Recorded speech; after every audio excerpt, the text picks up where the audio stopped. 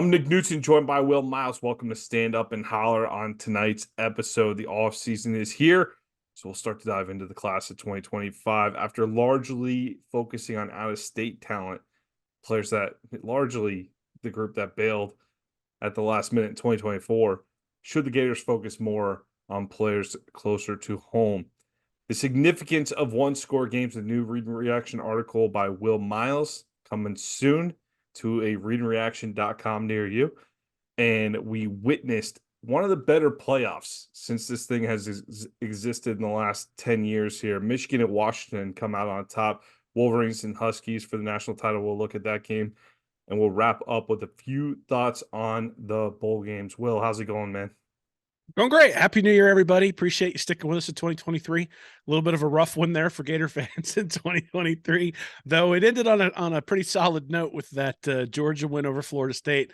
Having to hear all the Florida State folks complain about their entire team opting out. If you're a Gator fan, you're not in a bowl game. Maybe that's the best way to start things off. Just a reminder: subscribe to the podcast here. That helps us out. Doesn't cost you anything. Helps us know that you're enjoying what we're putting out there. Certainly in the comments, if there's stuff you'd like us to talk about this offseason, put stuff down there as well. We'd love to do it. 2024. Let's get going, man. Well, we'll do some of that Orange Bowl commentary at the end.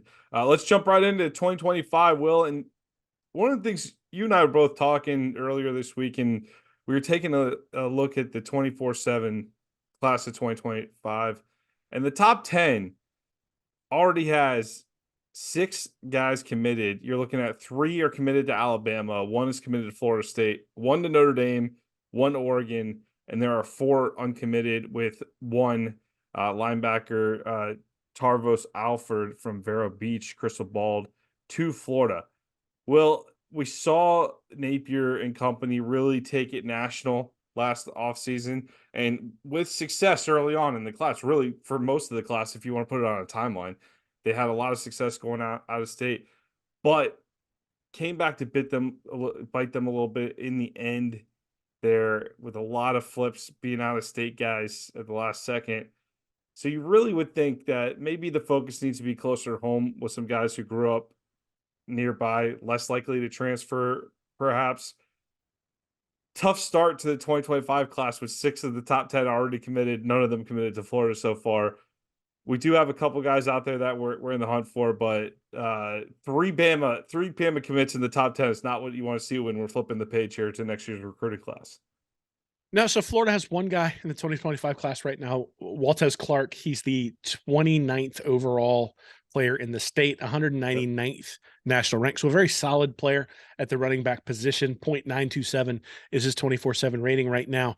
Obviously, Billy Napier has to add to that. He's not just going to be able to get away with one guy in the recruiting class, and he's not going to only have one guy in the recruiting class. But I think my interest in looking in the 2025 class sort of came along because of an article Bud Davis wrote for us at Read and Reaction, where he looked at how often people transfer, and there is a correlation between distance from the school and transfer. So the further away from Gainesville you are, the more likely you are to transfer. What that means is the guys you're recruiting from high school, especially the way the transfer portal has picked up, the guys you recruit from high school, you want them as close as possible. The thing that's really a little bit depressing is you've got DJ Pickett from Tampa, so 130 miles away. He's the number 1 player in the state, 7th overall cornerback out of Tampa.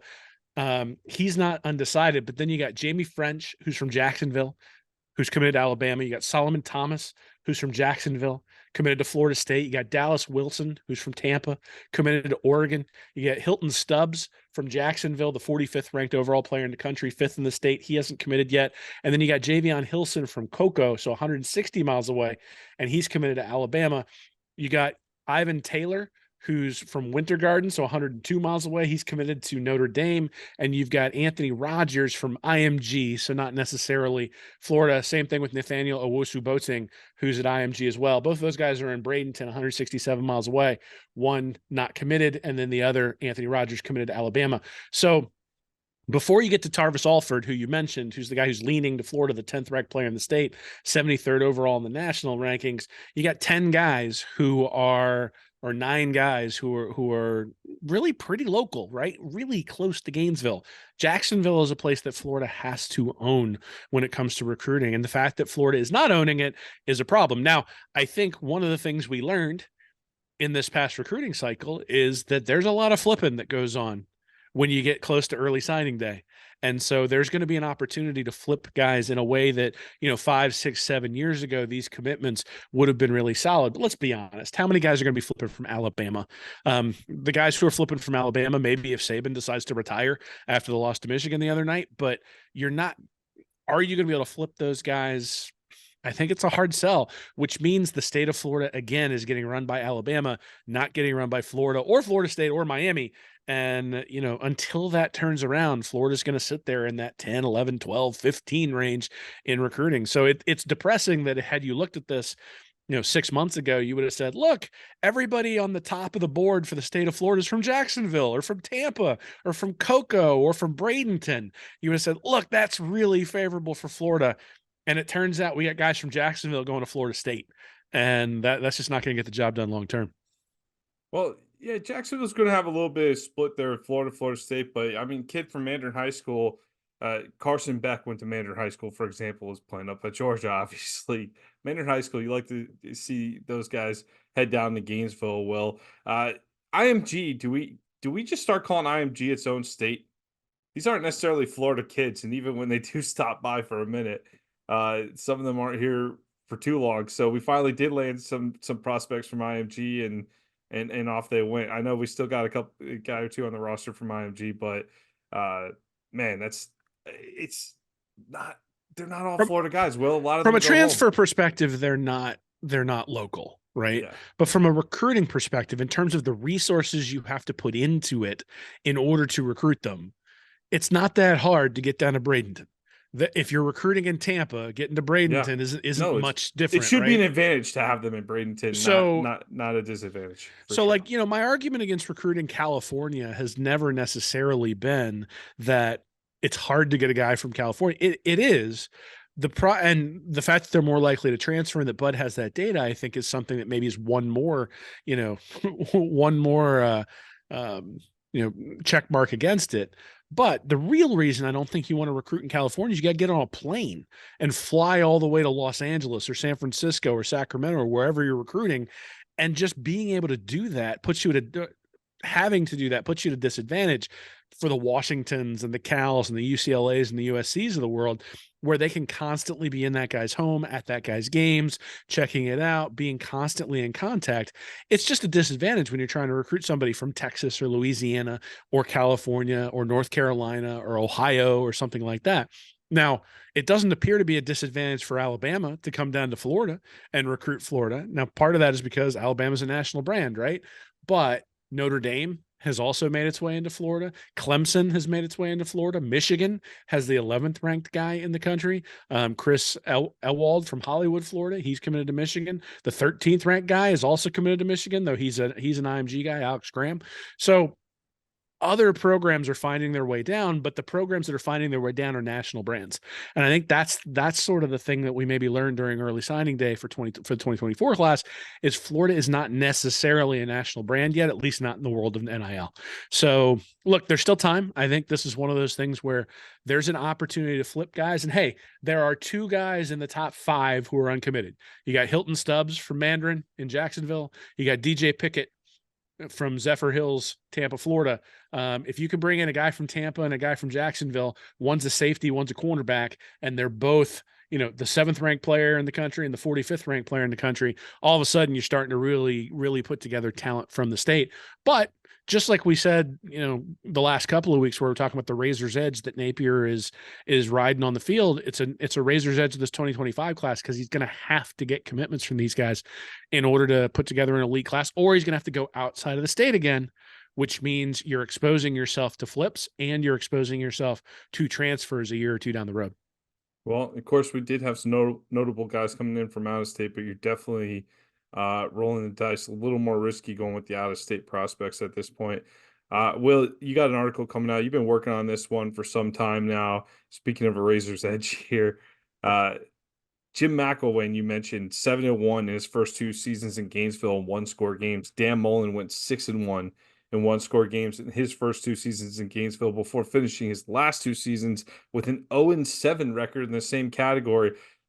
Very interesting article coming out on Read and Reaction on the blog from you here, Will, really showing the difference between SEC championship winning coaches and a lot of other coaches is they avoid the one score game altogether. So it's interesting. Guys like Gene Stallings and Les Miles and Mark Richt and Tommy Tuberville don't necessarily avoid the one score games. You look at a guy like Stallings, 42% of the games that he was in were one score games, but he won 71% of those. So he was able, but you don't think of Gene Stallings as Different a day of legend football. and you don't think of him as a legend at Alabama. Same thing for Les Miles. Like, you don't think of him in the same breath as Nick Saban, even though the guy won national championships at LSU, won multiple SEC championships. Mark Richt is the guy who set the table for Kirby Smart, won a couple of SEC championships, but again, 40% one score games. So now compare it to the legends, right? Steve Spurrier, 19% of his games were one score games. Kirby Smart, 23%. Nick Saban, 23%. Urban Meyer, 26%.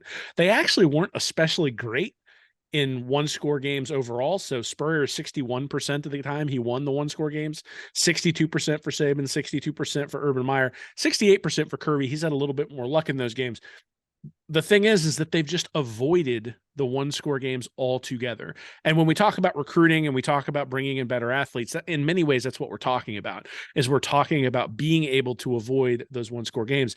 Interestingly, Mullen is the guy who was the best at it out of the coaches who failed at Florida or who have not reached the heights of Spurrier or Urban Meyer. So Billy Napier, 36% of his games have been one score games. Dan Mullen was at 29%, McElwain, 35%. Muschamp 39%, Zook 49%. Interestingly, McElwain won 75% of his one-score games. That's why he was able to float as long as he was, even though the talent had seriously degraded at that point. Some of that had to do with the fact that he had McElwain's defenses those first 2 years and was able to pull out, 9-7 over Vanderbilt.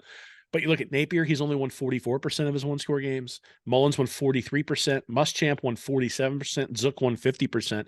So what you're looking at is you're looking at 50-50 propositions every time you get into a one-score game, unless you've got some magical pixie dust that allows you to win those games more often. Most coaches don't have that. Like, even the truly elite of the elite are only winning 55 or 60% of those one-score games. So the key is avoiding it. And if you look at Alabama this year, the games they lost and so I guess Alabama 2 years ago, they lost 2 games by 4 points. That's why they weren't in the playoff. This year, they lose the game to Michigan in overtime, right? It's a one-score game. Could have gone either way. And that's sort of the point, is when you get in those games, it can go either way. One turnover, one botched snap, one drive that you go backwards instead of you're in field goal range, you take a sack and all of a sudden you're out of field goal range. One tipped pass that happens to get caught by the opposition and they're able to take it the other way. Like, those sorts of things start to kill you, and you're never going to be perfect. So the thing is, if you're up by 21 and you make a mistake, nobody notices, you win by 14. If you're up by 7 and you make a mistake, all of a sudden it's tied. And that's the thing, is it's pretty clear from the data that the elite coaches avoid those one-score games. Now, you could say that that's just because they have better teams, but I think that's sort of the point, right? Is it's a clear demarcation between the guys that you look at and go, these are the legends of the SEC. Like, Smart is on his way. Saban is there, Meyer is there, and Spurrier is definitely there. And all 4 of those guys separate themselves, interestingly, from Saban at LSU. He was 30% one-score games at LSU. Orgeron, 34%. Fulmer, 36%.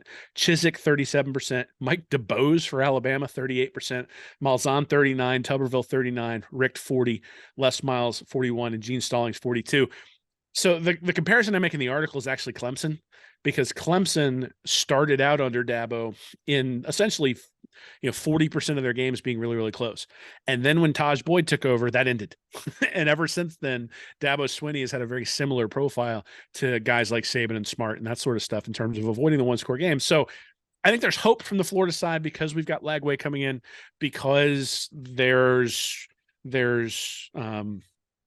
precedent of elite quarterback play leading to being able to avoid these sorts of things. But certainly Napier has not proven an ability to coach his way to an advantage in these one score games. And so avoiding them is going to be the best strategy. And you do that with recruiting and you do that with quarterback play. And obviously, given where the recruiting's been so far, it's going to be DJ Lagway who separates Florida if they're able to do that. Right. You're gonna hear that a lot this offseason. It starts and finishes with DJ Lagway Well, look, I mean, here. So Washington, right? I mean, Washington with Penix. Like yeah. that guy was just unbelievable the other night. And does that Washington team win if I mean, every time they threw a deep ball, it was right on the guy's shoulders. And you're just like, God, you couldn't place the ball there any better. And having a guy who can do that makes all the difference in the world for a team. And Washington this year's 8-0 in one score games. They've had that pixie dust. Part of that pixie dust is they've got a quarterback who probably should have won the Heisman Trophy. And when you factor all that stuff together, that Washington team is 9-3 without Michael Penix, maybe, right? I mean, with an average quarterback, if you switch Penix and Mertz, what do these teams look like in terms of their overall record? I think We'll you'd find say out that next year. Will Rogers committed to Washington for next season, so we'll find out. my favorite. He'll probably pull a Bo Nix and all of a sudden be great. But the point obviously is that quarterback play is a prerequisite for overcoming recruiting that is substandard. But to me, the way you can tell whether a coach has it or not is not necessarily, is it a fire drill on the sidelines in a one score game? It's, do we just not play those one score games all the time? Because if you're constantly having to fight, if you're constantly being South Carolina 42-39 and going, whew, boy, we got lucky to pull that one out, inevitably on the other side, 2 or 3 games later, you're going to be going, I can't believe we missed the field goal against Arkansas. And that's what we had this year. What we had this year was that Napier has not shown an ability to differentiate Florida in those close games. So you have a game against Arkansas where you're like, wow, we should have won that game. But then you have a game against South Carolina where we're like, I don't know how we pulled that one out. And so it just kind of evens out over the course of the year. Florida ends up 5-7 because that's who they were. And there's maybe, I think they probably should have pulled out that Missouri game. Obviously the 4th and 17 and all that sort of stuff. Should have pulled that one out. Maybe should have been 6-6, maybe a little bit unlucky. And maybe you attribute that to Napier as well. And if you're going to gaff in those one score games, you better avoid them because, look, I mean, Kirby Smart, I think, played like 7 or 8 one score games that first year he was at Georgia, and they went 8-5. And the next year, 12 of the 13 games were blowouts. Now, one of them was in the opposite direction. I think Auburn spanked them, but they were not playing one score games anymore. They found their quarterback in Fromm. They established the talent that they had. They obviously had more talent from Mark Richt, who was there before Smart was there. But that was what changed in year 2, is they were no longer playing those close games. And again, a lot of that has to do with development. A lot of that has to do with recruiting. A large portion of that has to do with the quarterback position. So a little bit of both sides for the article. I think there's evidence that that Napier's profile thus far is significantly substandard. I don't think anybody is surprised at that, considering that Florida's been 6-7 and 5-7 his first 2 years. But there's hope on the back end of elite quarterback play can get you to where you need to be. And, obviously that's going to hinge on DJ Lagway, and I'm excited to see what he can do this next year. We shall see. Like you said in the article, though, it's feeling like it's on a razor's edge for this to come through in the type of way you're talking about here in this article, Will. So it's a big jump from going to 6-6 to winning the majority of your games with blowouts. But hey, there's a lot of talent coming in. We saw some of that. Did you get a chance to catch any of the highlights or from the All-American game today? I caught some on Twitter. It looked like Miles Graham played really, really well. It looked like Aaron Yeah. Childs played really well, which is great because Florida's linebackers have been terrible over the past decade. Can't The wait last to watch those guys. Yeah. I mean, David Reese maybe is the last linebacker I can think of who was a difference maker on the inside. Even he struggled in coverage a little bit. Maybe the last true guy at linebacker who was a difference maker was Antonio Morrison, maybe. Jared Davis, those guys. Anzalone, I would say, except that he never played when he was at Florida. He was just injured a lot while he was there. Still ends up getting drafted now as a difference maker for the Lions. But you think about those sorts of guys. We haven't had anybody like that come through the program in a while. everything I saw about Lagway this week in practice was that he was just lighting it up. I don't think there's any doubt that guy's talented. The question is going to be, can that translate in the SEC early? And because that's the razor's edge. The razor's edge to me is Lagway going to be a competent SEC player? I think he will be. The question is going to be, can he be an elite SEC player, and can he be an elite SEC player right away? And because that's what's necessary, right? I mean, when you start thinking about the pressure that's going to be on Billy Napier to deliver, the pressure that's going to be on the defense, if they've got a freshman quarterback in there, the defense is going to get that much better. And at some point, you just need your quarterback to make plays. And if it's Graham Mertz playing in November, the defense has either gotten a lot better, or you're going to have an angry fan base. That's sort of the two options. So yeah, I think it was sort of a mixed review that I saw on Twitter from for Lagway's performance, but for Miles and Childs, it was Miles Graham and Aaron Childs. It was rave reviews for the linebackers, and let's be honest, that's what Florida needs. Looking forward to it. Looking forward to it. Well, Will, there was a coach a couple of years ago that a lot of people wrote off in terms of doing big things here at Michigan. Jim Harbaugh and the Wolverines end up going to the national title game with a 27-20 overtime win over Alabama in the Rose Bowl. It wasn't the prettiest game of football you've ever seen in your life. Bama fails to top the 300-yard mark, but Michigan gets it done in the end. Michigan wasn't much better on offense, though. 2 for 11 on third down. They converted a key 4th and 2 from their own 40-yard line when quarterback J.J. McCarthy found a wide open Blake Corum in the flats. Corum rumbled down the sideline for a 27-yard gain. 2 plays later, wide receiver Roman Wilson made an outstanding leaping catch, followed by a nice run to take it down to the Bama 5-yard line. Wilson scores on a short reception with about a minute and a half left to tie the game at 20 apiece. In overtime, Corum uses his vision, cuts back, weaves his way through the defense, and ends up breaking through for the go-ahead score.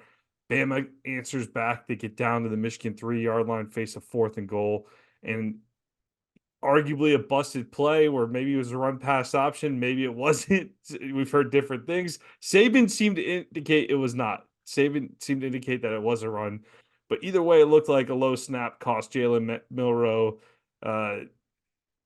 maybe the opportunity to kind of slow down and read the blocks in front of him. Ends up just going straight up the middle and getting crushed by the Michigan defense.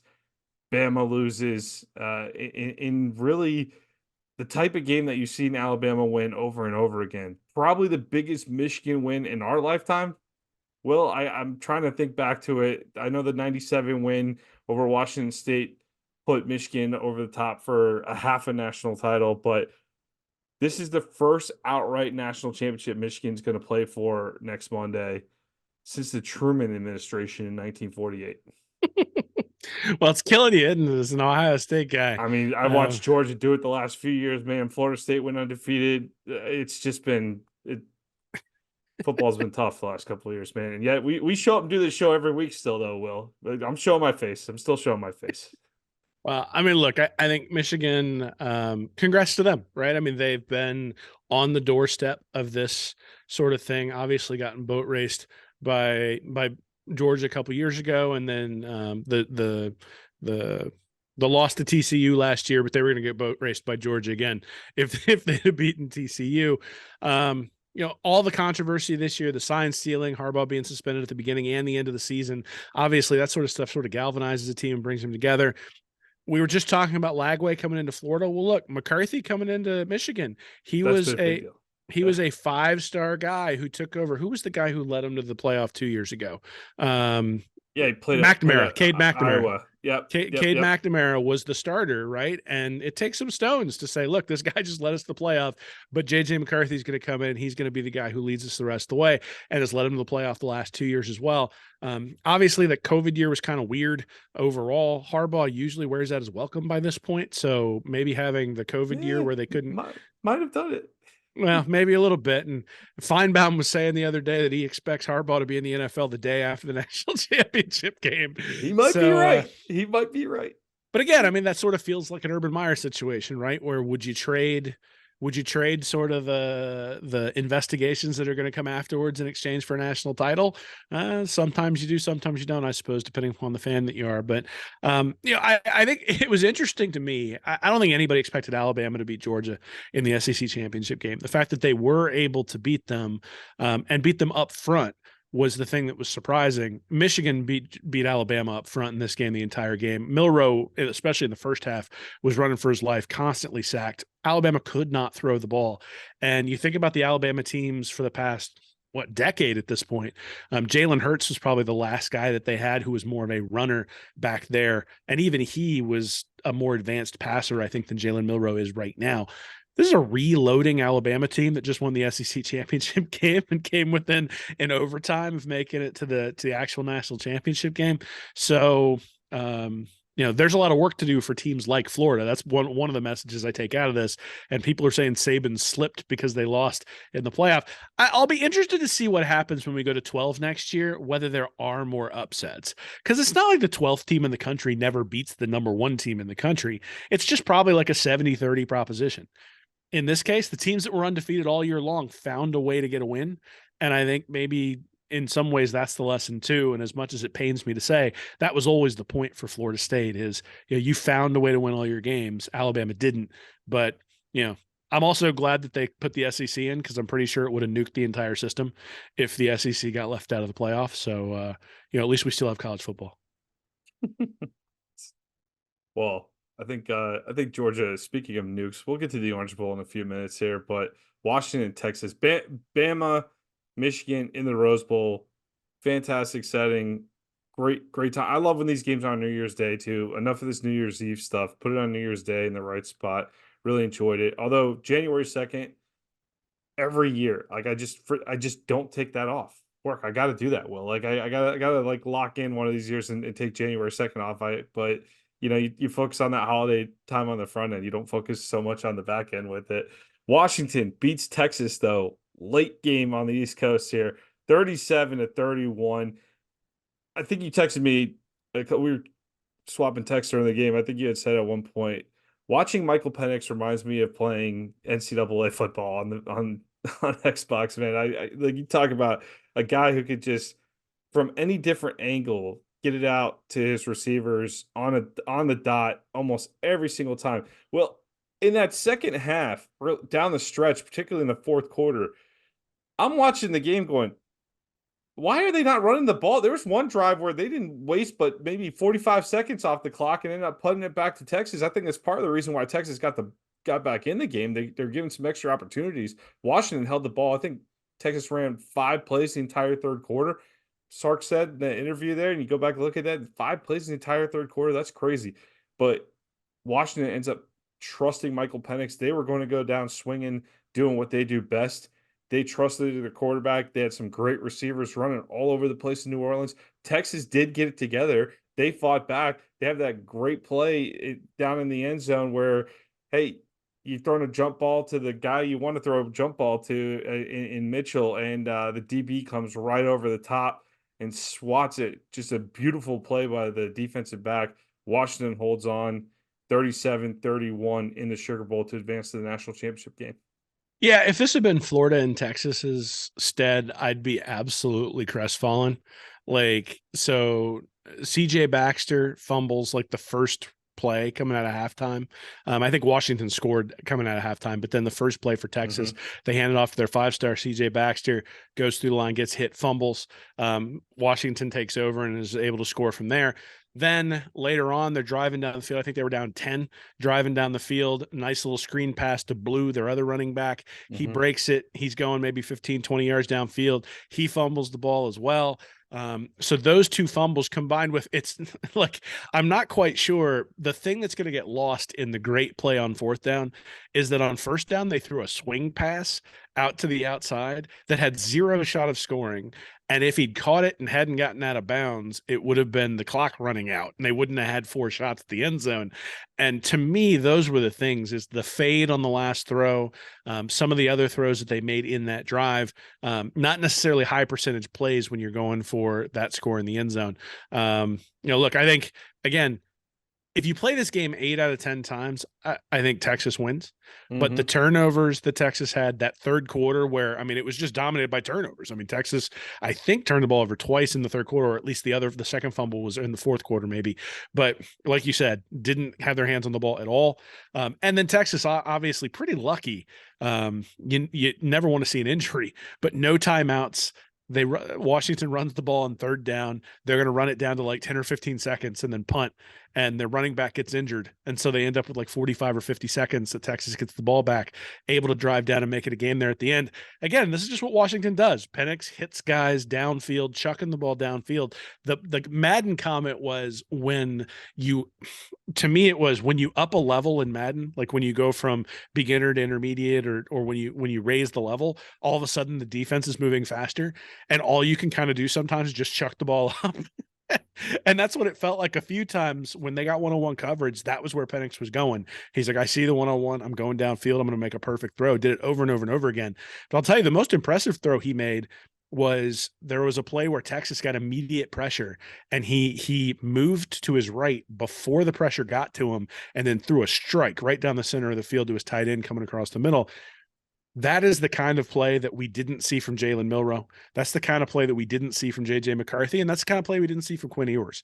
And you start talking about why Penix maybe should have won the Heisman. Obviously finished second, plenty of accolades. But when you talk about why a guy like Penix is thought of in that regard, that was the thing that impressed me the most, to move off platform, make just absolute strikes while avoiding the pass rush in a way that looked incredibly athletic. It wasn't like he was running and all of a sudden decided to throw it. It was, he knew where his hole was in the pocket, to find that hole, to exploit the thing down the middle, knew exactly where his guy was. And it wasn't a little check down.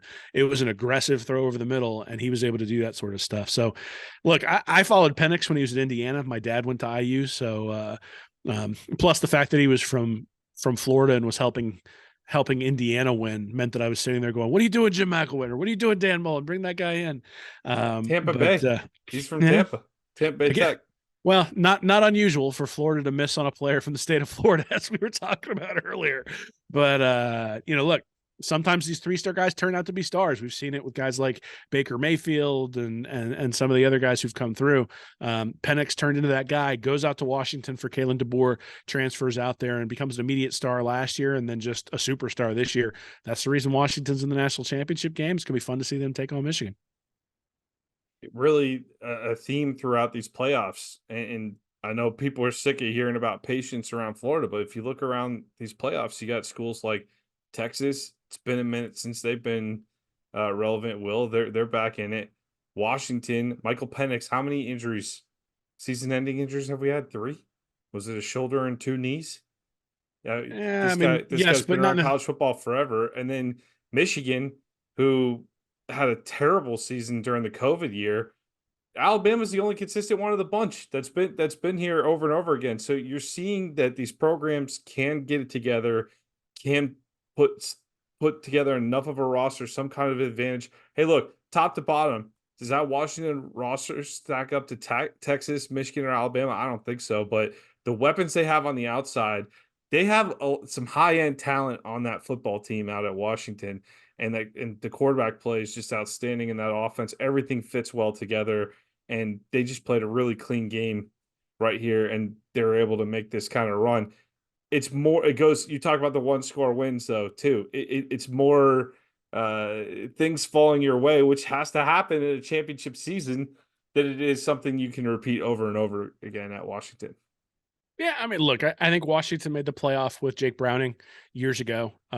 They didn't make it beyond the Final Four, but they were able to make it to the playoffs. So it's not as though this is an unfamiliar place for Washington to be. Washington's won a national title in its history, so again, not necessarily a place that you don't expect Washington to be. You start looking at the recruiting aspect of this. Michigan is second in the Big Ten Conference. Clemson has always been second in the conference. Washington is in that second to third in the conference. That's really where you're looking. You start to see a drop off in consistency from second to third, and the other aspect of it is look, Washington's gotten really lucky this year. You go 8-0 in one score games. There are games that you should have lost that you didn't, and you put those magical things together, and that's great. Auburn in 2010 was the same way with Cam Newton. Great quarterback play, 7 one-score wins, including the win in the BCS championship game, I think, against Oregon. Sometimes the stars align and you get that, but look at how quickly Auburn fell from that peak when they won the national championship. So that's going to be the argument for recruiting to me has always been, are you looking to sustain championship level performance, or are you looking to catch lightning in a bottle and then peak and then have a rapid descent as well? And, Alabama certainly is one of those teams where like the Tide are looking at this year as a failure because they made the playoff and lost in the semifinal. Georgia is looking at this year as a failure because they're going to finish fifth in the country, maybe fourth in the country. And, that's sort of where I think Florida fans want to be, is have that consistent type of winning. But that doesn't mean that you never have somebody who's unexpected going in there. This year's been a little bit strange, right? It's also strange. Our historical norms for college football have always been tied to guys who are only here for 4 years. We've still got COVID quarterbacks, right? Like Penix wouldn't still be in college this year, I don't think, if it hadn't been for the COVID year. No. And you got a guy like Bo Nix who wouldn't have been in college if it wasn't for the COVID year. Graham Mertz next year wouldn't have been in college if it wasn't for the COVID year. So we've sort of got that extension where we've got like 24 and 25-year-old guys playing in college football now. And that has changed the dynamic a little bit. And I'm sure it's changed the dynamic in other places. You combine that with the transfer portal, and obviously we have to evaluate rosters a little bit differently. But look, it's not as though Washington is untalented. It's just a question of what do you need to piece it all together. And I think the combination of DeBoer and Penix sort of brings it all together. And I'll be really interested to see some of the wide receivers who are still around next year when Michael Penix isn't around. It's great that you can get a foot of separation on a corner, but your quarterback has to be able to put it right on your hands when you get only a foot of separation. There were multiple plays in that game against Texas where I didn't think the guy was open, and the ball comes down and I'm like, oh, that's going to get knocked down. And lo and behold, it fell right in the guy's breadbasket. It ends up being a catch. I think a lot of Washington's offensive performance is tied to Penix. And, look, they've been fortunate, but they've also been very timely in terms of what they've been able to do this year. And I think you'd be probably pretty I think it's a bad idea to bet against Washington at this point, given what they've been able to do so far. Well, going into the Texas game, I thought, can Washington run the ball against the Texas defensive front? I just thought Texas would have the advantage along the line. And the answer was they ran the ball for 31 times, 102 yards. So the answer was pretty much no, but they didn't have to. Penix goes for 430, and they're just throwing the ball all over the yard, and they really stuck with it. That's what I said. In the key moments down the stretch, they were going to go down swinging with that passing game. I think it's going to be a similar situation against Michigan here, except I don't think Michigan's got the type of offense. What surprised me with Texas is that they weren't able to put up more points. We talked about those 2 key turnovers. I really expected this game to be a shootout, and obviously 37-31 with Washington, Texas was an absolute shootout toward the end. But Texas was stagnant for different points of the game. They were slowed down for different points. The turnovers helped, keeping the ball, playing keep away. Washington had the ball for over 36 and a half minutes in that game. So a lot of things went their way in that Sugar Bowl. They're going to have to put on a similar performance against this Michigan team. But the benefit they have is this Wolverines team's not nearly as explosive on offense as Texas was. Maybe. I think one of the things that was pretty apparent in the Big Ten, especially when you started looking at the different bowls, is that the Big Ten had a quarterback problem this year. And it was unclear to me coming into bowl season, and kind of made me lean Alabama. I think last week on Stand Up and Holler, I picked Michigan, but I was starting to lean towards Alabama as the game got closer, because you had Iowa getting absolutely boat raced by Tennessee. You had, some of the Ohio State getting beat, though obviously Don't tell Ohio me State you was just playing. found out that Iowa's got a quarterback problem. Well, but no, I didn't just find out they have a quarterback problem. But the question is the quarterback – are the quarterbacks bad, and is that why Michigan? So if you look at the top 5 FBS defenses this year, you had Penn State, Iowa, Ohio State, Michigan, and Nebraska were in like the top 7, I think. She had 5 Big Ten teams in the top 7. And that's FBS, not Power 5, right. FBS, right? So you have some, Wichita State or something. Definitely in there, a down year for quarterbacks in the Big Ten, no doubt. So the Big Ten quarterbacks were so bad that you're like, okay, is Michigan's defense really that good? And I still don't know because I'm not entirely sure how good Jalen Milroe is, though Milroe was really good in the SEC last year, or this past year, especially the second half of the year. So but with a month to prepare and knowing what Alabama wants to do, and look, again, Michigan one score game that could have absolutely gone Alabama's way, right? I mean, there's no doubt that if that fourth down pass gets dropped, if they happen to have a bad snap on the fourth down, if Alabama plays that fourth down better, if Alabama doesn't have the two bad snaps in the third quarter that drive them out of field goal range, and they're ahead by 10 when Michigan's going for it on fourth down. There's a lot of stuff that could have gone Alabama's way where that could have been easily an Alabama victory. But I still think that Michigan throughout the year has been the best team in the country. They've actually been battling with Oregon in terms of efficiency numbers, defense, offense, EPA, expected points added, those sorts of things. And Washington was the team that was sort of leaning on its offense to overcome the warts on the defensive side of the ball. Washington has a better offense than Michigan. There's no doubt about that. But are they going to be able to, against an elite defense like Michigan, are they going to be able to lean on Penix? Penix is different than Milroe, right? I mean, and obviously you only have a week to prepare. I think both of those things are in Washington's favor. But I lean Michigan on this one. I think Penix is going to probably play pretty well, but I think defense doesn't take a week off. If Penix misses a few throws that he hit against Texas, all of a sudden this game looks completely different. And I don't think you're going to be able to count on Michigan making critical turnovers, making just boneheaded plays along the course of the game like Texas did. Ewers looked really bad in the first quarter, especially, but in the first half overall. And sort of spotted, I mean, I think it was 21-21, but it was like a miracle that it was 21-21 at the half. And Ewers didn't play very well. Had he played well, Texas might have been up by a touchdown or two heading into the second half. Instead, it's a tie game, and then obviously Washington's able to take advantage. Yeah, it definitely wasn't his best game, but Texas, my thought was after Alabama lost, it's like, man, Texas, if they win this, if they beat Washington, I thought Texas was kind of going to be the team to beat after that. If they get this done, are they going to start a run here under Sark? Because it just seems like things are going in the right direction out in Austin, but we'll see how they do when they don't get a load up with the Iowa States of the world next year on that schedule. Well, That's going to be a little tougher. and they have a quarterback controversy, so see how they manage that. Not according to the media. They're all interviewing Arch. They're all over on that side of the field, just ignoring Quinn Ewers. Did you see that picture where he's sitting at the table by himself, turning around, looking I at the did. scrum around Arch Manning? I That's a did. great photo. They're all like, Arch, are you going to transfer? I'm like, they ought to be looking over at Ewers and being like, are you going to transfer? Like, what's going on here? Yeah, it's a good problem to have out of Texas, that's for sure. So yeah, you got Michigan winning this game against Washington. I think so. I think it'll be another close game. I think the luck of Washington is going to run out against the defense that has the ability to force some turnovers. I think Michigan's going to be able to run the ball against Washington, which is something that Texas just really could do, but couldn't stay on the field enough to do.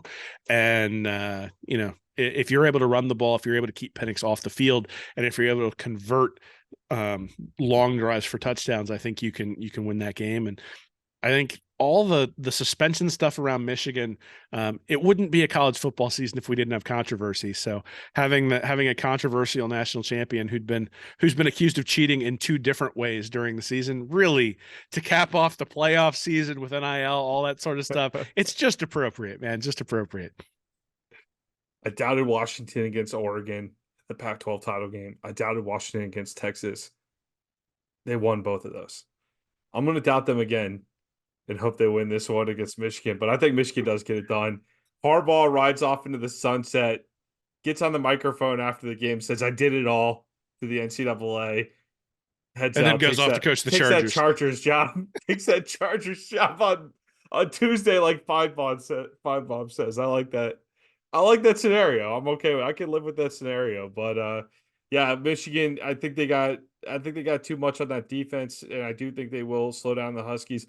If Washington would have to play a near perfect game like they did against Texas and build up that lead to hold on to have a shot against Michigan, I think. But it'll be a good It'll be a good look at the future Big Ten here, Will. All Big Ten championship. Do they even play football in the South anymore? I don't know. People are talking. People are talking. Not We got us. to get that claim back, man. We got to get that claim back. The SEC, no SEC team in the national title. How about that? That's something Look, you didn't think we'd see anybody for a using while. this playoff as a reference for the SEC, like I love the Florida State fans who are sitting there like, see, we would have beaten Michigan. I'm like, that was about as close a game as you can get against a team that everybody pretty much consistently, like consensus had as the number one or number two team in the country all year long. And Alabama just came off beating the team that was the consensus number one team in the country. So, I think Alabama acquitted themselves pretty well in that game. Certainly made some mistakes. There were some things that had they cleaned up, they probably win that game.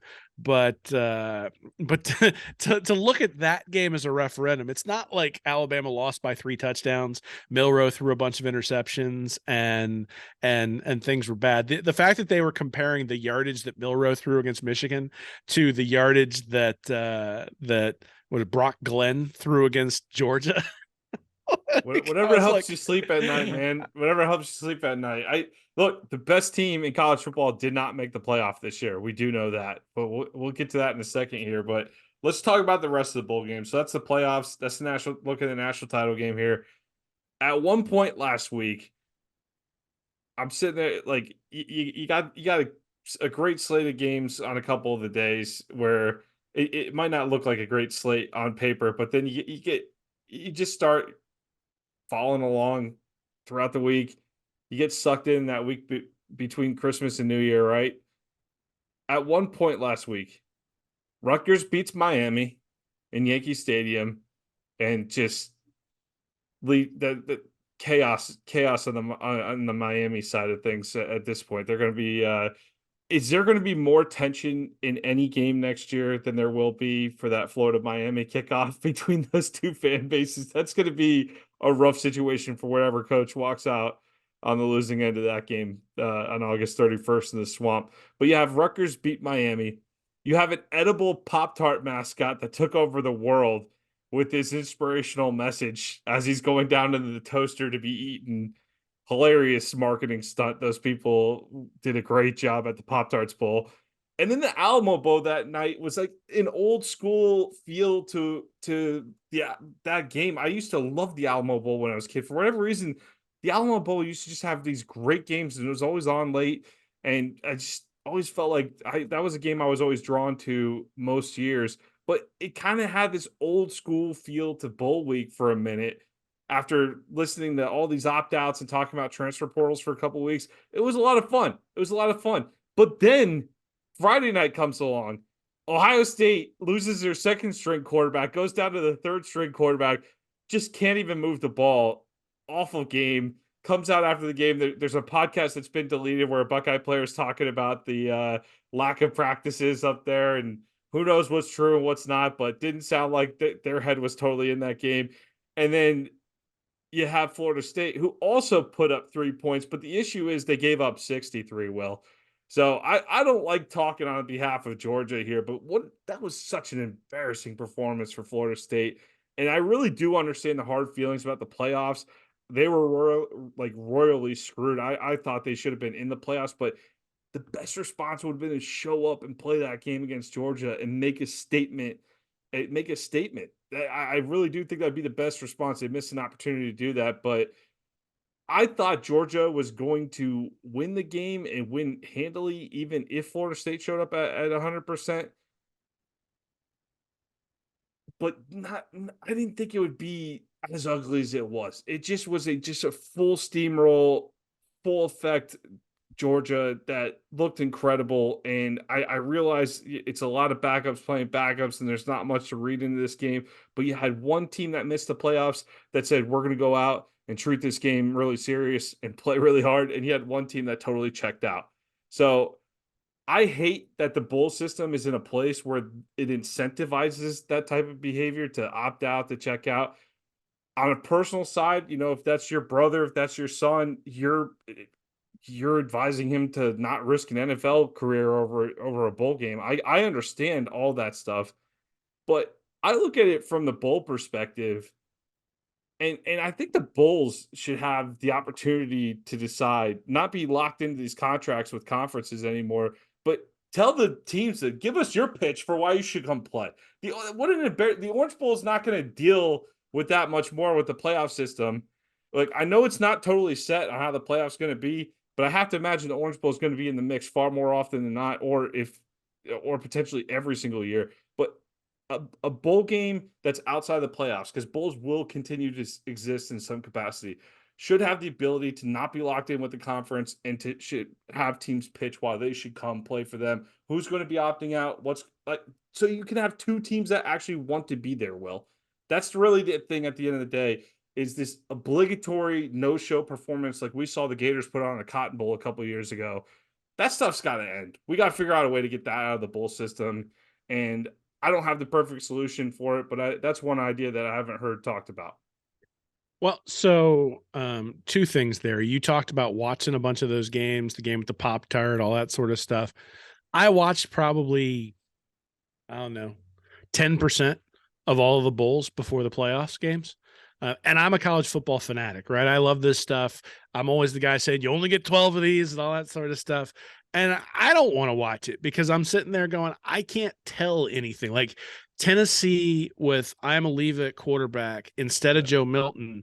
I can't evaluate what that win means in the context of the 2023 season, right? Now they beat the hell out of Iowa, and Iowa had all their guys or most of their guys, and so maybe you can evaluate it, but you can't because they could have beaten Iowa by 60 if they had Milton as the quarterback, right? Same thing with the Florida State Georgia game. Florida State had a lot of guys opt out. Obviously, Rodemaker leaving, the Jordan Travis injury. You're already down to your third string quarterback. At the same time, Georgia doesn't have Bowers. They had all sorts of guys who had opted out as well. So it's not as though they were immune from that sort of stuff as well.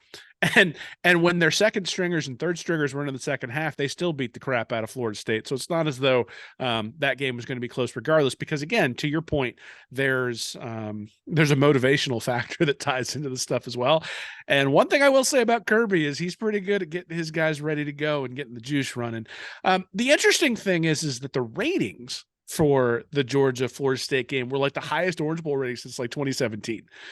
But that only lasts so long. So the analogy I used on Gators Breakdown the other night was the Jackass movies, that like the first Jackass movie, but maybe a better one is the Saw movies, right? Like the first Saw was sort of inventive and unique and the contraptions and all that sort of stuff. Like that's interesting. But this year they just released Saw 10. Like Saw 10 has a very specific audience. It is not this broad-based thing that like is growing the audience. And to me, that's the problem with the bowl games, is that the bowl games in their current configuration are the 10th edition of the Saw movies rather than Saw 1. The Pop-Tart Bowl. The Pop-Tart Bowl. So the mascot gets eaten. Pop-Tart Bowl's 10. So if you're going to do something like that, then fine. And it gets some social media buzz and all that sort of stuff. I get that you want to reward players for a season well played and all that stuff. But honestly, Gator Dave has the best idea that I've heard for this entire thing, which is instead of having that week 0 kickoff stuff where you play a non-conference team that you've scheduled beforehand, just play your bowl game. So I love Gator Dave. I hate even saying anything against him, Will, but that's that idea. The bowl games have always been, first off, there's traditions around the bowl games. Like the Rose Bowl is around the Rose Parade in Pasadena, California on January 1st, right? So there are certain traditions that exist. There's reasons why they exist at that time of year. All right. Number two, like if Florida State played Georgia in an Orange Bowl in August, like I mean, it'd be a great game, it'd be a great matchup, but it should be a reward for the teams that got there. It has I get what you're saying, but you're making a traditionalist argument when the entire sport has shifted to a 4-team playoff that's completely devalued all of the other bowl games and is about to shift to a 12-team playoff that will further devalue all the bowl games. The reason that this is the way it is not because society has changed in all these different ways. I mean, that's some of it, but the reason that it's changed, the reason these guys are opting out is because a few guys opted out. It became acceptable to do so. And because the games don't mean anything. So they mean something to the community, and that's fine. And I get what you're saying in terms of, oh, well, if Florida State's going to opt out to the Orange Bowl, then the Orange Bowl can opt out and invite Ole Miss or something. Right. And you can have Let's that sort of game. let's see a team that wants to be there. But again, now how do you actually gauge that? If Florida State has 5 guys who opt out instead of 10, if you're trying to reward the guys on the team, then you're going to penalize the guy who plays left guard because the quarterback and the wide receiver and the defensive end decided to opt out. There just isn't a good solution when you put all the emphasis on the playoff. That's just the reality. And college football used to be a regional sport where the Rose Bowl was important to the Big Ten and the Pac-10 at the time, Yep. and that was their bowl game. The Cotton Bowl was important to various entities that got into there. The Orange Bowl was important to those entities. At this point, they've completely changed and devalued it. So this idea that we can have this idealistic view of what bowl games are supposed to be. The problem is they are not that anymore. The other thing is I'm not saying get rid of the Rose Bowl parade, because the Rose Bowl is going to be part of this 12-team playoff. There's no reason you can't have it be part of the 12-team playoff. But the Shreveport, Louisiana Poland Weed Eater Bowl, why not play Louisiana versus Virginia Tech to start off the year next year? Because that's the thing, right? As we're sitting here looking at next year's schedule going, God, Miami and Florida State non-conference, that's rough. But you could have something where you go, look, Florida didn't make a bowl, so you don't have to play that hideous non-conference game to start the year. Hey, somebody went 12-2. Well, now they got to play another 12-2 to start the year. If you want to talk about parity, if you want to talk about bringing the elite back down, look at Georgia's schedule this year. It was a complete joke, and that's the reason they didn't make the playoff. If Georgia had Not a played joke next year anybody, though. They it's got a tough not. schedule next year. Yeah. Well, neither's Florida. Florida, I think Yeah. will be able to go 9-3 and make the playoff. So, that's the other thing is I don't want to watch teams that go 6-6 teams, unless it's Virginia Tech. Or Florida. I'm not watching 6-6 bowl games that much anymore. I have other things going on in my life. I don't have time to sit there at noon on December 27th catching. All right. Relax, guy who does 2 podcasts about college football. Relax. Well, but the concern is that if I'm not watching, then what does that say about the other people who are out there? And you know what, Will? I totally agree with that. I this year, my wife and I, we had a baby last month, and I'm sitting there, I'm holding a baby, watching games. So I'm stuck. I'm stuck watching games. But the thing that the Pop-Tarts Bowl, I could care less about Kansas State versus NC State, but those were 2 teams I didn't get to watch a ton of during the season. The game is not indicative of what's going to happen in 2024. It doesn't connect much to what happened in 2023. But you have 2 teams competing, playing hard. There's big plays all over the field. And then you got this goofy Pop-Tarts mascot running around the sideline with the whole storyline going on about that he's going to be eaten at the end of the game. Just hilarious. It was just fun. It was a fun thing to see. It was a fun thing to watch. And it's at a time of year where a lot of people are with family, and these games do higher ratings than a lot of professional sports. But the problem with the bowl system is that you've taken this new playoff system and you're trying to weave it into this old system where it does not fit, it does not connect. And something like the Ohio State Missouri game. So now the Cotton Bowl 2020, you had the Gators not show up. I can't even really remember the last couple Cotton Bowls. I know one of the Cotton Bowls was a playoff game, right? It was didn't Cincinnati play Alabama in one of the Cotton Bowls. Yeah, that was a good one too. One of the Cotton Bowls was a playoff game, but really 2 of the last 4 Cotton Bowls have been pretty terrible, right? So it's something that the sport needs to get together and look at to see how they can at least make the games have 2 teams that actually want to be there. So they can do these contractual tie-ins are causing these obligatory no-shows. No, you know what's causing it? What's really causing it is that these guys all have to figure out where they're going next before they enroll at a school in January. So the transfer portal is open before the postseason starts. Right. And therein lies your fundamental problem is these guys, like Rodemaker said this for Florida State. He's like, I want to be there, but I can't be because I have to go get offered by Miami. And but that's the thing is they're not bailing on their teammates in many cases. Like Bowers, that is an injury decision, right? That is a financial decision because he's about to be a first round pick of the NFL draft. But a guy like so I'm trying to think of a good example, but a guy like Jaden Hill, right, who just decided to enter the transfer portal and he's going to go play someplace else. Had Florida made a bowl game, Jaden Hill has to enter the transfer portal before the bowl game because otherwise someone else might get an opportunity he would have had. And we've seen that over and over with the transfer portal where the musical chairs stop and there are all of a sudden no spots for some of the guys who weren't sure thing, hey, this guy's going out there and getting an NIL deal and there's 5 teams competing for his services. There's a lot of guys who are transferring hoping to get better opportunities who are going to be left out and then they're going to drop down to either the group of 5 or even like a even like an FCS place, Yep. an FCS opportunity because of it. And so these guys are incentivized, and not only incentivized to do in the best interest of their careers, Required.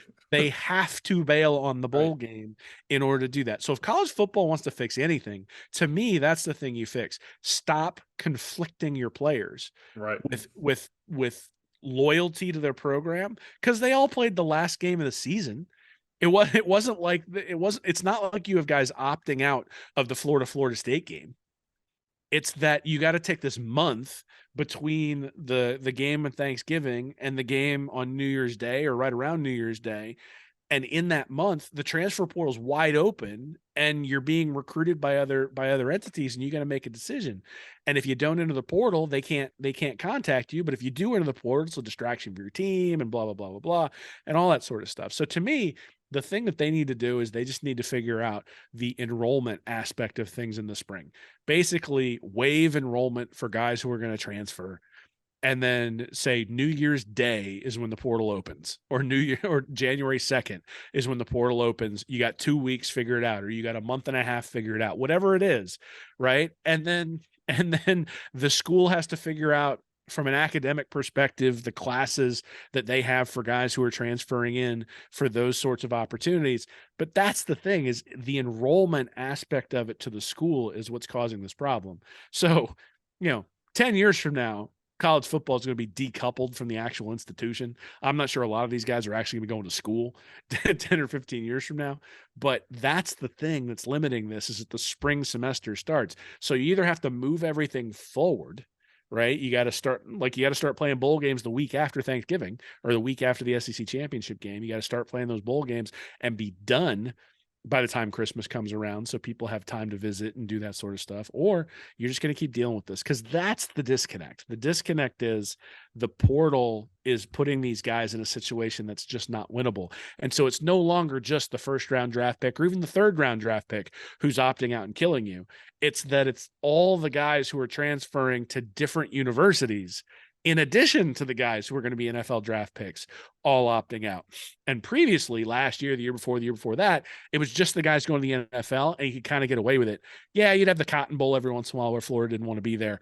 But for the most part, those were still the guys going to the NFL. That was Kadarius Toney. That was Kyle Pitts. Those guys who were opting out. Now you got guys who are true freshmen. Now you got Walter Nolan and Evan Stewart for Texas A&M transferring. And look, A&M has to go out and play with their third string quarterback because of all that. Max Johnson transfers out of A&M. That would have been a prime opportunity for Johnson to show people what he could do. And instead, Johnson's already transferring someplace else just because North Carolina. He's locked up already. Well, between him and Will Rogers, we're going to have some interesting conversations about Carolina and Washington. Well, I mean, from a coaching perspective too, would it make more sense for Ryan Day to work hard to close Jeremiah Smith on early National Signing Day, or to make watch an extra tape of Missouri? What do you think? Well, Ryan hell, Day Hugh is doing Freeze in was that honest moment? about it. Freeze was just like, "Yeah, I was recruiting. I didn't have anything to do with the offensive game plan. That's why we sucked." It's like, well, at least he's being honest. Yeah. And again, these bowl games too, like at some point they got to look at this and go, hey, we want to put a good product on the field too. So it's like, it's a rough situation. I don't think it's a Frankenstein monster right now. It's not a real thing. It's not going Well, to be a thing it's not going to be the same 5 years from now or 10 years from now. So we're kind of in this transition period where the old is finally starting to kind of die off, and we're going to figure out what the new is. Something that that is out there with the playoff right now is there's no plan beyond the next 2 years so far. So it's hard to say what the future bowl games are going to be when we don't know 32 what the future of the teams. playoffs. Yeah, it's going to be nuts. So So so here's the deal: is that TV money is going to talk. The reason I used the Jackass movies or the Saw movie analogy is because people enjoyed watching that Florida State Georgia train wreck. Like, there was, not only was my timeline filled with people enjoying it, I was getting texts from people reasonably high up in the Florida program going, "This is kind of fun," and and and the reality is that is a one-time deal. So ESPN is probably happy with the ratings that they got for Georgia and Florida State this year, but they're not going to get the same ratings for another game like that. It's a pretty special circumstance to have those two teams playing each other in that particular bowl. And so the ratings are going to dictate what college football does, because college football inherently is reactive. They always have been. And look, I mean, Florida State is in the situation they are, suing to get out of the ACC because the ACC has been more reactive than proactive in terms of setting up TV contracts, making sure that they've got everything set up to where they can be someone who's acquiring teams rather than a conference that's sitting there watching all the other conferences grow while they just sit there with their thumb up their butt trying to figure out what to do next. So college football inherently is reactive. It's also incredibly siloed because the SEC makes decisions that are best for the SEC. The Big Ten makes decisions that are best for the Big Ten. The ACC which makes is another decisions reason nobody why change understands. is so slow. They're not on the same page. Well, Everybody's it's doing not their own even a thing. matter of slow. It's a matter of, it's, if you think about a TV contract, it's a zero sum game, right? Because if they have to share money for a playoff, then the sharing is probably going to be tied to the number of teams you make in the playoff, which means the SEC has a vested interest in making sure that we leave out teams like Liberty, because that's a spot that could go to Ole Miss or a spot that could go to LSU. It was another And fine bowl game. so Liberty and yeah, Oregon. so you get four teams from the SEC in, and all of a sudden you're dominating money. So the one of the reasons I'm sure that the TV contract hasn't been done for the playoff is because the conferences are trying to strong arm each other into who gets what funds and how the playoff is actually designed and all that sort of stuff. So look, they're reactionary, and the SEC is the bully. The Big Ten is trying to be a bully. That's why they're growing with USC and UCLA. The ACC sort of stuck. So the Big Ten and the SEC are going to drive what all of this looks like. And the good news for Florida is that means Florida should be advantaged in whatever washes out in terms of all this sort of stuff. But they're not going to make an adjustment until ESPN tells them they need an adjustment. They're not going to make an adjustment until Fox tells them they need an adjustment. So when the negotiating rights for these bowls come up, they'll come up with a solution. Right now, they're so focused on the negotiating rights for the 12-team playoff that, look, we'll have a mama Pop-Tart who gets eaten next year rather than the daddy Pop-Tart. I don't know what'll happen, but there'll be something else weird where they'll look at that as a social media phenomenon and say, look, that's what the Alamo Bowl is good for these days, and let's drive ratings that way. And that's sort of an NBA strategy where most people don't watch NBA games. They see highlights from the NBA on Twitter and Instagram and TikTok and that sort of stuff. I'm not sure that's where college football wants to be. I think college football, especially with its television partners and what drives the finances, is going to want to try to find a way to maximize income. But let's be honest, the real money is going to come from this playoff. Like, that's where the money's going to come from. You think about CBS and NBC and Fox, when they pay for the NFL, yeah, that's content all fall long, but they fight over who gets the Super Bowl. They fight over who gets the playoff games. The reason the NFL expanded to 17 games, 17 games and a seventh team in the playoff from each conference, is that seventh team in the playoff meant two more playoff games, which meant more money for the contracts they were putting together. The playoffs are what drive the revenue. And so that 12-teamer is what's going to do it, at least to start with, and they'll figure out the bowls later. But the reality is, I mean, think about it. If you're Shreveport and you have a bowl game, what are you really doing? Like, when you lose that bowl game, that impacts your community. When you're, the Pinstripe Bowl in New York, that impacts your community. Like, the money and the influx that those games cause for those communities is significant. So they're not going to want to lose it. So then it just comes down to, can the NCAA, or can the conferences extract as much money as possible from TV partners to do that? And I just think the TV money is going to be stuck with the playoff for the most part. And, the bowl games are sort of going to be that vestigial tail that gets tacked on at the end. I'm gonna make a bold prediction and say that the people of the Bronx are gonna be just fine if the Pinstripe Bowl goes away. I think the New York Yankees will be all right too. Well, hey, They'll look, be all okay. I know is, and we're going to end on this, but all I know is that both Rutgers and UNLV playing in bowl games this year, after all you did was give me crap about looking at Rutgers and UNLV and saying those are the programs that are going to benefit from college football rearrangements and reorganizations. Mhm. And look, I'm telling you, man, the Mhm. Shiano era, man, just took out Miami, ripped their soul out. And I'm hoping that Billy Napier in that Miami Florida game goes ahead and starts off the game with Graham Mertz taking a knee. And did you watch either Rutgers or UNLV? I watched UNLV because their offensive coordinator seems kind of innovative. I'll never watch Rutgers, but they're in New York, or basically New York. So Yeah, they're a TV big market. market. You're in Philly. You should be watching all the Rutgers games. Well, come on. Nah, I'm busy watching Brian Johnson get raked over the coals here in Philly as the offensive coordinator of the Eagles. No stress. hoping that maybe he decides it's better to be an offensive coordinator in college. That's what I'm hoping as I'm watching the Eagles sort of crash and burn, and the criticism he's taking as the offensive coordinator for the Eagles. Man, I can't believe Philadelphia being rough on a coach. That's now I've seen everything now. I've Who seen would have everything now. known? I mean, I do like it that after they won the Super Bowl a few years ago, they've got a song that's you don't like us, we don't care. Is the gist of the song. And I'm like, yeah, pretty much sums up the experience up here. All right, well, good talk about the playoffs here. We'll be back next week. Enjoy the weekend, everybody. National championship game, college football season comes to an official close coming up next Monday. For Will Miles, I'm Nick Knudsen. Have a great weekend, everybody, and go Gators. Hey, everybody. Thanks for listening to Stand Up and Holler. If you're interested in more information from me and Nick, you can go over to readandreaction.com. You can like and subscribe our YouTube channel here at Read and Reaction, or you can go to patreon.com/readandreaction to support us, get extra information, and we do Ask Anythings over there every once in a while as well. So check us out. Thanks for listening.